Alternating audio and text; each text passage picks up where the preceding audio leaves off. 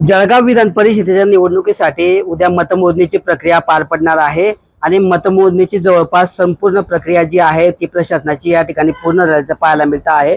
18 जून रोजी या ठिकाणी विधान परिषदेसाठी मतदानाची प्रक्रिया पार पडली होती आणि या मतदानाच्या प्रक्रियेनंतर जळगाव जिल्हाधिकारी कार्यालयातल्या अल्पबचत भवन याच ठिकाणी आज स्ट्रॉंग रूम उभारण्यात आला होता आणि याच ठिकाणी पोलिसांच्या कड्या पहाऱ्यामध्ये या ठिकाणी जे आहे हे संपूर्ण जे बॅलेट पेपरच्या पेट्या होत्या या ठिकाणी ठेवण्यात आलेल्या होत्या। सीसीटीव्ही असतील किंवा पोलिसांचा बंदोबस्त असेल या ठिकाणी चोख या ठिकाणी लावण्यात आलेला आहे आणि या स्ट्रॉंग रूमच्या चौफेर बाजूने जे आहे पोलिसांचा जो आहे सशस्त्र पोलिसांचा देखील या ठिकाणी बंदोबस्त तैनात करण्यात आलेला आहे। पोलिसांना जे आहे ते वेगवेगळे पॉइंट या ठिकाणी नेमण्यात आलेले आहेत आणि त्या पॉइंटनुसार जे आहेत आपापली शस्त्र घेऊन या ठिकाणी पोलीस बंदोबस्त या ठिकाणी पाहायला मिळतो आहे।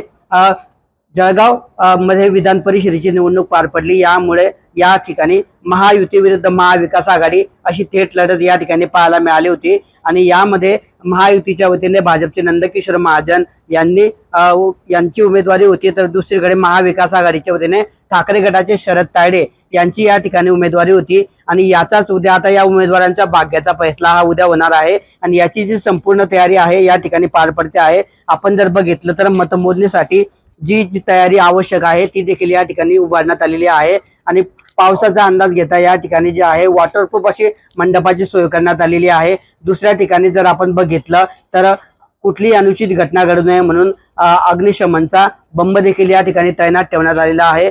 विशिष्ट प्रकारची बॅरिकेटिंग या ठिकाणी करण्यात आलेली आहे आणि संपूर्ण परिसराला जे आहे या ठिकाणी पोलीस बंदोबस्त आपल्याला पाहायला मिळतो आहे। एकंदरीतच उद्या जी आहे विधान परिषद निवडणुकीसाठी मतमोजणीची प्रक्रिया या ठिकाणी पार पडणार आहे। जवळपास मतमोजणीला सुरुवात झाल्यानंतर 2 ते 3 तासामध्ये या ठिकाणी निकाल बाहेर येण्याची शक्यता असून महायुती विरुद्ध महाविकास आघाडी असा थेट रंगलेला हा सामना या ठिकाणी पाहायला मिळाला। आता या निवडणुकीमधील उमेदवारांच्या भाग्याचा फैसला उद्या होणार असून शेवटपर्यंत राजकीय घडामोडी घडलेल्या या जळगावच्या निवडणुकीमध्ये नेमका आता कोण बाजी मारतं याकडे संपूर्ण राज्यासह जिल्ह्याचं लक्ष लागलेलं आहे। किशोर पाटील, TV9 मराठी, जळगाव।